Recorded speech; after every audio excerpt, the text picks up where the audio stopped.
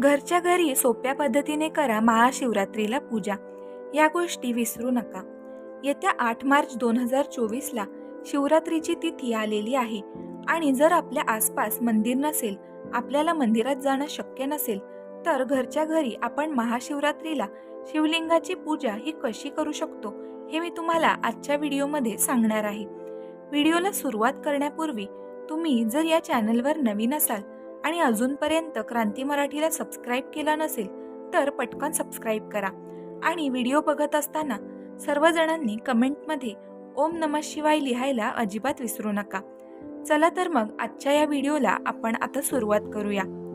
दरवर्षी माघ महिन्यातील कृष्ण पक्षातील चतुर्दशी तिथी ही महाशिवरात्री म्हणून साजरी केली जाते. फक्त तारखेमध्ये बदल होत असतो. त्यामुळे यावर्षी 8 मार्च 2024 या दिवशी शुक्रवारी महाशिवरात्रीचा योग आला आहे. महाशिवरात्रीची पूजा ही शक्यतो रात्रीच्या 4 प्रहरांमध्ये केली जाते. म्हणजे 4 प्रहर म्हणजे 4 वेळा ही महाशिवरात्रीची पूजा केली जाते. तर आपण दिवसा सुद्धा महाशिवरात्रीची म्हणजे शिवलिंगाची पूजा, महादेवाच्या पिंडीची पूजा करू शकतो.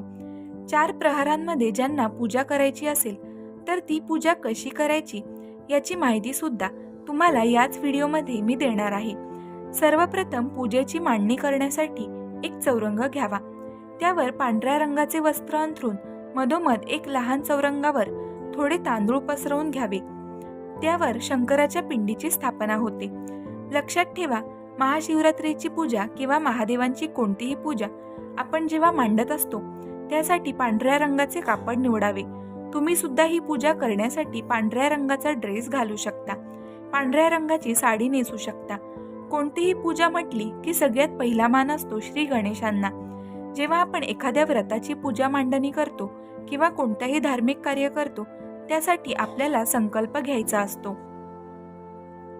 संकल्प घ्यायचा म्हणजे काय, तर ही पूजा, हे व्रत आपण कशासाठी करत आहोत तर ते संकल्पाद्वारे आपल्याला सांगायचं असतं. तर संकल्प तुम्ही एक तर दिवा लावून घेऊ शकता किंवा मग पळीने हातावर 3दा पाणी सोडून तेव्हा तुम्हाला मनातल्या मनात सांगायचं आहे की हे व्रत, ही पूजा तुम्ही कशासाठी करत आहात. यानंतर श्री गणेशांची स्थापना आपल्याला करायची आहे. थोडेसे तांदूळ घेऊन त्यावर श्री गणेशाची मूर्ती स्थापन करायची. श्री गणेशांना फूल आणि कुंकू सुद्धा आपल्याला लावून घ्यायचे आहे. तेव्हा वक्रतुंड महाकाय सूर्यकोटी समप्रभ निर्विघ्नं कुरु मे देव सर्व कार्येषु सर्वदा हा मंत्र म्हणायचा. आता महादेवाच्या पिंडीला अभिषेक करायचा आहे, म्हणजे स्नान घालायचे आहे. अभिषेक करणे म्हणजे काय, स्नान घालणे. तर सगळ्यात अगोदर पाण्याने महादेवाच्या पिंडीला स्नान घालायचे आहे. अभिषेक करत असताना ओम नमः शिवाय, ओम नमः शिवाय, ओम नमः शिवाय जप आपल्याला सतत करत राहायचा आहे. तुम्हाला जर गंगेचे पाणी मिळाले तर गंगेच्या पाण्याने सुद्धा तुम्ही महादेवाच्या पिंडीला अभिषेक करू शकता. त्यानंतर दुधाने परत महादेवाच्या पिंडीला स्नान घालायचे आहे, म्हणजेच अभिषेक करायचा आहे. दुधामध्ये तुम्ही थोड्याशा गुलाबाच्या पाकळ्या टाकू शकता. तुमच्याकडे अत्तर असेल तर तुम्ही अत्तर सुद्धा यामध्ये टाकू शकता किंवा मग थोडेसे चंदन सुद्धा मिक्स करू शकता.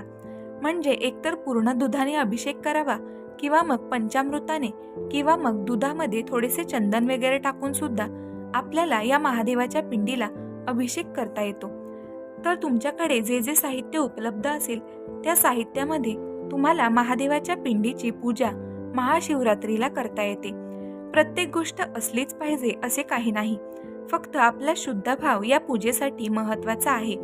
दुधाने अभिषेक घातल्यानंतर पुन्हा पाण्याने अभिषेक करून महादेवाची पिंड व्यवस्थितपणे स्वच्छ करून घ्यायची आहे आणि कपड्याने पुसून सुद्धा घ्यायची आहे. तुमच्याकडे जर महादेवाची पिंड असेल तर तुम्हाला मातीपासून सुद्धा महादेवाची दुसरी पिंड बनवता येईल. जर तुमच्याकडे नसेल किंवा वाळूपासून सुद्धा शिवलिंग तुम्हाला बनवता येईल. तर त्यासाठी तुम्हाला मग पाटावर काही कपडा अंथरण्याची गरज नाही. तुम्ही डायरेक्ट फरशीवर सुद्धा वाळूने शिवलिंग बनवू शकता.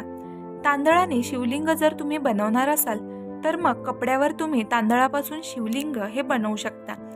पाटावर पसरवलेल्या तांदूळावर महादेवाच्या पिंडीची स्थापना करावी. असे म्हटले जाते महादेवाच्या पिंडीची पूजा महिलांनी आणि कुमारिकांनी एकटीच करू नये. त्यासाठी माता पार्वतीच्या फोटोसह मूर्तीसह आपण महादेवाच्या पिंडीची पूजा केली पाहिजे. त्यामुळे महादेवांच्या पिंडी शेजारी थोडेसे तांदूळ ठेवून त्यावर एक सुपारी ठेवावी, माता पार्वती म्हणून. इथे तुम्ही सुपारीऐवजी तुमच्याकडे जर माता पार्वतीची मूर्ती असेल, शंकर पार्वतीचा फोटो असेल तर तो सुद्धा ठेवू शकता. किंवा मग आपल्या देवाऱ्यामध्ये अन्नपूर्णा देवीची जी मूर्ती असते ती माता पार्वतीचे रूप आहे, ती सुद्धा तुम्ही येथे ठेवली तरी सुद्धा चालेल. आता महादेवांना फक्त भस्म लावला जातो किंवा गंधगोळी लावली जाते. महादेवांनी वैराग्य अवतार म्हणजे गोसाव्याचा अवतार धारण केलेला होता. त्यामुळे महादेवांच्या पिंडीवर हळदी कुंकू वाहिलं जात नाही, हे तुम्हाला लक्षात ठेवायचं आहे. एकतर तुम्ही महादेवाच्या पिंडीवर भस्म लावून घेऊ शकता किंवा मग चंदनाची पेस्ट तुमच्याकडे असेल, म्हणजे चंदन तुमच्याकडे असेल तर चंदनाची पेस्ट करून तुम्ही अशा पद्धतीने महादेवांच्या पिंडीवर लावू शकता.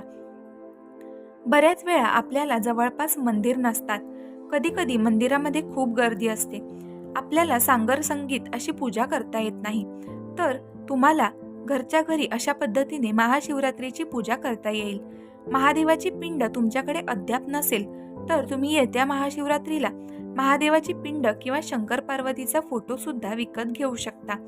महादेवाची पिंड घेताना एक लक्षात ठेवायचे की आपल्या हाताच्या अंगठ्याच्या उंचीची असावी, म्हणजे 3 इंचापेक्षा जास्त मोठी आपल्याला महादेवाची पिंड घ्यायची नाहीये. आणि या पिंडीवर वरती नाग नसावा, म्हणजे घरामध्ये जर आपल्याला महादेवाची पिंड ठेवायची असेल तर त्यासाठी पिंडीवर नाग नसावा, हे तुम्हाला लक्षात ठेवायचे आहे.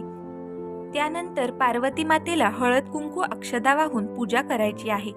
त्यानंतर महादेवाच्या पिंडीला व देवी पार्वतीच्या मूर्तीला पुष्प अर्पण करून महाशिवरात्रीच्या पौराणिक कथेचे श्रवण किंवा पठण करावे.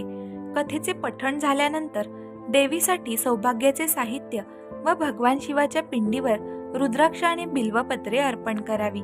त्याचबरोबर पिंडीसमोर हळकुंड, सुके खोबरे, खारीक व बदाम अर्पण करावे व तेलाचा किंवा तुपाचा दिवा लावावा. उपवासामध्ये तुम्ही महाशिवरात्रीला मीठ खात नाही, तर जे या दिवशी मीठ खात नाहीत त्यांनी गहू पदार्थ खाऊन उपवास करू शकता. गोड पदार्थांमध्ये तुम्हाला फळे खाता येईल, फळांचे रस पिता येईल, उसाचा रस तुम्ही पिऊ शकता. त्याचबरोबर खजूर खाऊ शकता, राजगिऱ्याचे लाडू खाऊ शकता, शेंगदाणा चिक्की सुद्धा तुम्हाला या महाशिवरात्रीला खाता येईल. त्याचबरोबर ज्यांच्याकडे मीठ खाल्लं जातं तर त्यांनी साबुदाणा खिचडी खाऊ शकता. फक्त मीठ वापरताना उपवासाचे मीठ म्हणजे जे सैंधव मीठ असते, आपण ज्याला थोडेसे गुलाबी रंगाचे असते, ते तुम्ही खिचडीमध्ये टाकावे. बाकी मग तुम्हाला सगळे पदार्थ या महाशिवरात्रीच्या उपवासाला खाता येतील. बरेच जण निर्जली सुद्धा हा महाशिवरात्रीचा उपवास करतात. फक्त महाशिवरात्रीच्या उपवासाला भगर खाल्ली जात नाही. काही ठिकाणी जे कवट फळ असते त्यामध्ये सुद्धा गूळ मिक्स करून खाल्ले जाते. काही ठिकाणी असा समज आहे की महाशिवरात्रीला आंबट फळे खायची नाहीत, पण असे काही नाही, तुम्ही खाऊ शकता. ज्यांच्याकडे आंबट नाही खाल्ले जात त्यांनी नाही खाल्ले तरी सुद्धा चालतील. तर अशा पद्धतीने तुम्हाला महाशिवरात्रीचा उपवास करायचा आहे. पूजा संपन्न झाल्यावर पूजेसमोर करंगळी शेजारच्या बोटाने पाण्याने स्वस्तिक बनवून त्यावर तुम्ही नैवेद्य दाखवायचा आहे. नैवेद्यामध्ये तुम्ही महादेवांना कवठाचे फळ अर्पण करू शकता, रताळी अर्पण करू शकता, बेलाचे फळ अर्पण करू शकता. महादेवांना सगळ्यात प्रिय आहे तो म्हणजे दहीभात, तर दहीभाताचा नैवेद्य तुम्हाला दाखवता येईल. पांढरे तीळ, खडीसाखर, त्याचबरोबर गुळ खोबरं किंवा तुम्ही जी काही साबुदाणा खिचडी किंवा उपवासाचे जे काही पदार्थ कराल ते सुद्धा तुम्हाला महादेवांना नैवेद्य म्हणून दाखवता येतील. वेगळ्या प्रकारची फळे आहेत ते सुद्धा तुम्हाला महादेवांच्या चरणी अर्पण करता येतील. धोत्र्याचे फूल मिळाले तर ते सुद्धा महादेवांना नक्की अर्पण करा. धोत्र्याचे फूल सुद्धा हे महादेवांना अतिशय प्रिय आहे. आणि जो काही नैवेद्य आपण अर्पण केलेला असतो दुसऱ्या दिवशी हा नैवेद्य आपण खाऊ नये. महादेवांना अर्पण केलेला जो काही नैवेद्य आहे तो खाण्यास वर्ज्य असतो असे म्हटले जाते. यामुळे आपल्याला बऱ्याच प्रकारचे दोष सुद्धा लागू शकतात. जर तुम्हाला हा नैवेद्य खायचाच असेल तर त्यासाठी तुम्हाला तुमच्याकडे जर शालिग्राम असेल तर तो महादेवांच्या पिंडीजवळ पूजेच्या वेळात ठेवावा लागतो, तरच हा नैवेद्य आपल्याला खाता येईल. नाहीतर हा नैवेद्य खाण्यास मनाई आहे. त्यामुळे हा नैवेद्य दुसऱ्या दिवशी तुम्ही अशा ठिकाणी ठेवावा जिथे कुणाचा पाय वगैरे पडणार नाही. पक्ष्यांनी खाल्ला तर काही हरकत नाही.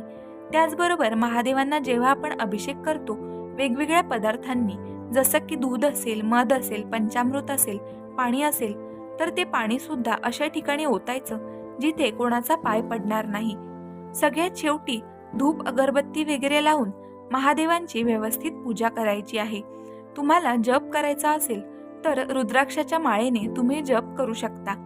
माळ कशी पकडायची तर अंगठा आणि करंगळी शेजारच्या बोटाने माळ पकडायची. मधल्या बोटाने एक एक मणी सरकवत सरकवत तुम्हाला ओम नमः शिवाय असा जप करता येईल. या दिवशी तुम्ही शिवशंकराची लवथवती विक्राळा ब्रह्मांडी माळा ही आरती सुद्धा करू शकता. तर अशा पद्धतीने ही महाशिवरात्रीची पूजा केली जाते. तर मित्रमैत्रिणींनो, ही होती महाशिवरात्रीची संपूर्ण पूजाविधी. तुम्हाला ही पूजाविधी कशी वाटली हे आम्हाला कमेंट करून नक्की कळवा. आणि तुम्हाला जर हा व्हिडिओ आवडला असेल तर व्हिडिओला लाईक आणि तुमच्या फॅमिली आणि फ्रेंड्ससोबत शेअर करायला विसरू नका. त्याचबरोबर आपल्या क्रांती मराठी या चॅनलला सुद्धा नक्की सबस्क्राईब करा. व्हिडिओ शेवटपर्यंत पाहून चॅनलला सपोर्ट केलं त्याबद्दल तुमचे मनापासून खूप खूप आभार. धन्यवाद.